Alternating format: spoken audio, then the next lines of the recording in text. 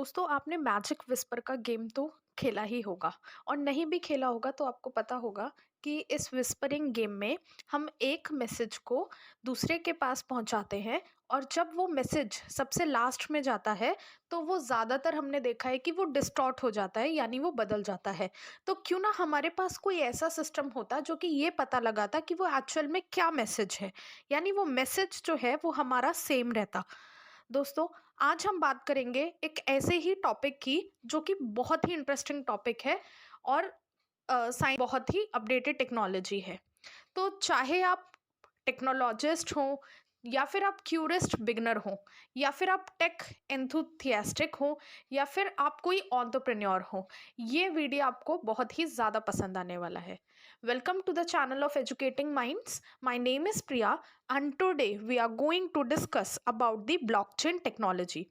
दोस्तों, सिंपल साधारण सा समझने के लिए ब्लॉकचेन टेक्नोलॉजी एक ऐसी डिजिटल डायरी है जिसका एक्सेस सबके पास है।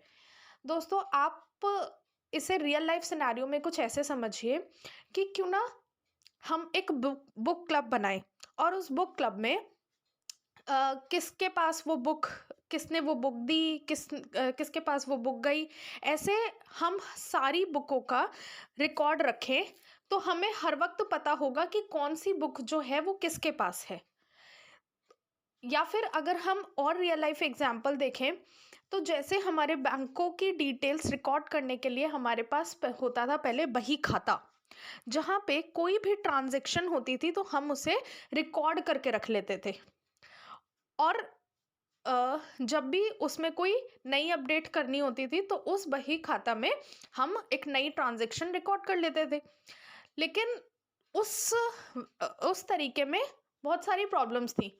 जैसे पहले हम मैनुअली हार्ड कॉपी में उसको करते थे, बाद में हम स्प्रेडशीट लेके आए या फिर एक्सेल शीट लेके आए। लेकिन स्प्रेडशीट और एक्सेल शीट में भी उस डेटा को रिकॉर्ड करने में ये दिक्कत थी कि वो डेटा रिलायबल है या नहीं है। रिलायबल का मतलब कि वो डेटा सेफ है या नहीं है, वो कहीं डिलीट तो नहीं हो जाएगा या फिर उसका जो एडमिनिस्ट्रेटर है वो कहीं उसे चेंज तो नहीं कर पाएगा। और एक्सेसिबिलिटी का इशू भी था कि वो डेटा जो है वो सिर्फ उन लोगों को एक्सेसिबल होगा जिनको हम टेक्नोलॉजी एक ऐसी टेक्नोलॉजी है जहाँ पे ये डेटा जो है वो डिसेंट्रलाइज्ड फॉर्म में होगा। डिसेंट्रलाइज्ड का मतलब यहाँ पे हर कोई उस डेटा को एक्सेस कर सकता है, जहाँ पे मल्टीपल पार्टिसिपेंट्स होते हैं और वो लेजर की फॉर्म में एक नेटवर्क का पार्ट बनते हैं और ट्रांसपेरेंसी को देखते हुए किसी भी डेटा को वहाँ पे रिकॉर्ड करके रखा जा सकता है। वो आपका डेटा बिल्कुल सिक्योर और ट्रांसपेरेंट होगा। दोस्तों, अगर हम आगे समझें तो ब्लॉकचेन टेक्नोलॉजी काम कैसे करती है, तो ब्लॉकचेन टेक्नोलॉजी में 3 पार्ट्स होते हैं: ब्लॉक, नोड्स और माइनर्स। तो जो ब्लॉक होते हैं वो उस तरीके से आप समझिए कि एक तरीके की फाइनेंशियल ट्रांजैक्शन है या कोई भी डेटा है। जैसे दोस्तों, अगर मैं आपको इसका रियल लाइफ एग्जांपल एक और दूं तो इलेक्ट्रॉनिक वोटिंग सिस्टम, जहाँ पे हम वोट तो देते हैं बट हमें ये नहीं पता होता कि वो एक्चुअल में वोट हमारा काउंट हो रहा है या नहीं हो रहा। उसके लिए हमें सिर्फ और सिर्फ विश्वास करना पड़ता है इलेक्शन कमीशन ऑफ इंडिया में कि जो हमारा वोट होगा या फिर जो हमने सीक्रेट बैलेट पेपर पे जो वोट दिया है वो रिकॉर्ड होगा। लेकिन क्यों ना कोई ऐसा सिस्टम हो जो हम रियल टाइम में उसे ट्रैक कर सके कि हाँ, हमारा जो वोट दिया गया है वो भी काउंटिंग का पार्ट है। तो ऐसी ही टेक्नोलॉजी ये ब्लॉकचेन टेक्नोलॉजी है। जैसा कि हमने बात किया कि यहाँ पे 3 थिंग्स होती हैं, 3 चीज़ों पे ये काम करता है: ब्लॉक, नोड्स और माइनर्स। दोस्तों, यहाँ पे ब्लॉक्स में होता है डेटा, नोड्स और हैश। डेटा एक फाइनेंशियल ट्रांजैक्शन की तरह आप समझिए। नोड्स एक तरीके का रैंडम नंबर है और हैश उसको क्रिप्टोग्राफिक टेक्निक से उस मैसेज को इनक्रिप्ट कर सकता है ताकि वो आपका बिल्कुल सिक्योर रहे। और हर एक ब्लॉक में एक हैश नंबर होता है जो कि जिस भी तरीके का उसमें डेटा सिक्योर है उसी के कॉम्बिनेशन से ये हैश की बिल्कुल यूनिक की बनाई जाती है। और हर एक ब्लॉक में एक प्रीवियस हैश का नंबर स्टोर्ड होगा, ताकि अगर कोई भी रियल टाइम में उसको हैक करने की कोशिश करे या उसको चेंज करने की कोशिश करे या उसको मैलफॉर्म करने की कोशिश करे, तो जितने भी उस वो नोड्स आपस में उस नेटवर्क में कनेक्टेड हैं, वो पूरी की पूरी जो चेन है वही इनवैलिड हो जाए, क्योंकि हर एक ब्लॉक में प्रीवियस हैश स्टोर्ड है। और अगर किसी भी हैश का नंबर चेंज होगा तो पूरी की पूरी जो आगे की चेन है वो इनवैलिड हो जाएगी और सारा हमारा जो नोड है वो काम करना बंद कर देगा। और इस तरीके से जो एरर है वो इजीली कैप्चर कर ली जाएगी। दोस्तों, अगर हम नेक्स्ट पार्ट देखें तो माइनर्स जो होते हैं, जब भी कोई न्यू ब्लॉक ऐड किया जाता है through the process known as mining, तो ये माइनर्स उस को चेक करते हैं कि वो जो डेटा है वो ठीक तरीके से रिकॉर्ड किया गया है या फिर नहीं किया गया। तो माइनर्स एक तरीके के स्पेशलाइज्ड सॉफ्टवेयर होते हैं जो कि कॉम्प्लेक्स पजल को सॉल्व करके एक कोड को सॉल्व करके किसी भी ब्लॉक को ऐड करते हैं। दोस्तों, हम भी अपने कंप्यूटर को ब्लॉकचेन टेक्नोलॉजी का पार्ट बना सकते हैं, बट उसके लिए हमें क्या मिलेगा? हमें मिलेंगे क्रिप्टो करेंसी।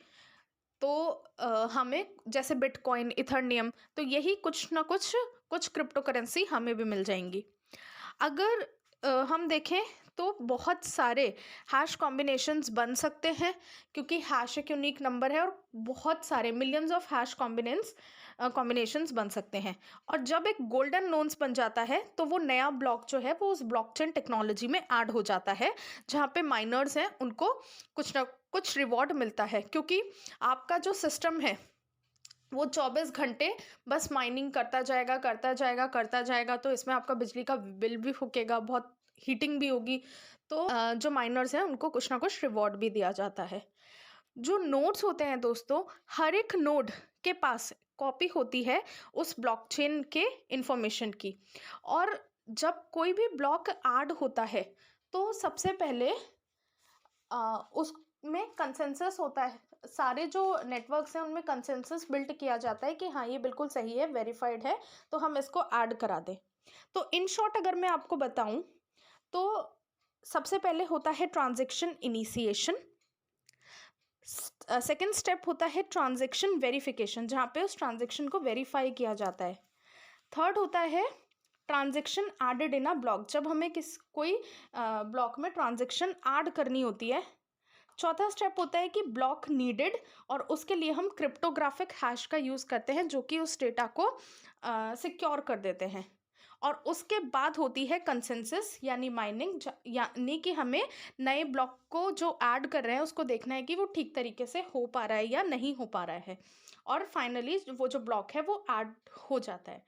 तो दोस्तों, मेरा आपसे यहाँ पे क्वेश्चन है, क्या आपको लगता है कि ये जो टेक्नोलॉजी है इसको भी हैक किया जा सकता है, ब्लॉकचेन टेक्नोलॉजी? तो इसको हैक करना कंप्यूटेशनली बहुत ही इम्पॉसिबल है, क्योंकि यहाँ पे एटलीस्ट आपको 51% से ज़्यादा सिस्टम्स को हैक करना पड़ेगा, और मिलियंस ऑफ नोड्स यहाँ पे किसी नेटवर्क में कनेक्टेड हैं, तो उनको फाइंड आउट करना फिर उनको हैक करना ये बहुत ही मुश्किल टास्क है। और अगर हम इसका देखें तो ये ब्लॉकचेन टेक्नोलॉजी कैसे रेवोल्यूशनराइज कर सकती है, इसका एग्जाम्पल है क्रिप्टो करेंसी में बिटकॉइन, इथरनम, ये डिजिटल करेंसी हैं जो कि डिसेंट्रलाइज्ड वे में होंगी। जैसे हमारा बैंक होता है, हमारा सेंट्रल बैंक ऑफ इंडिया है आरबीआई। आरबीआई ने किसी एक नोट की वैल्यू बता रखी है कि ये 500 रुपये का नोट है, क्योंकि उसमें आरबीआई के गवर्नर के साइन होते हैं और वो उसे ऑथेंटिकेट करता है कि ये 500 रुपये का नोट है, जिसे हम फियाट करेंसी भी बोलते हैं। तो जो क्रिप्टो करेंसी है ये डिसेंट्रलाइज्ड वे में करेंसी है। बिटकॉइन, इथरनम जो बहुत ज़्यादा अभी हमने देखा कि ये बहुत ज़्यादा रिसेंटली न्यूज़ में भी थी। अगर हम हेल्थ में देखें तो जो पेशेंट्स हैं उनका जो डेटा है वो भी रियल टाइम इसमें डाला जा सकता है, और जो डॉक्टर्स उनको ऑपरेट कर रहे हैं वो भी रियल टाइम में उनका जो डेटा है उसको चेक कर सकते हैं, और वो चेंज भी नहीं कर पाएंगे उसको आसानी से। तो अगर उन्होंने कोई अपना एमआर करवाया या फिर उन्होंने ईसीजी करवाया, तो वो उसका जो डेटा है वो इसमें ब्लॉकचेन जो हमारे नोड्स होंगे इसमें डाल सकते हैं और फिर उसको वेरीफाई कर सकते हैं।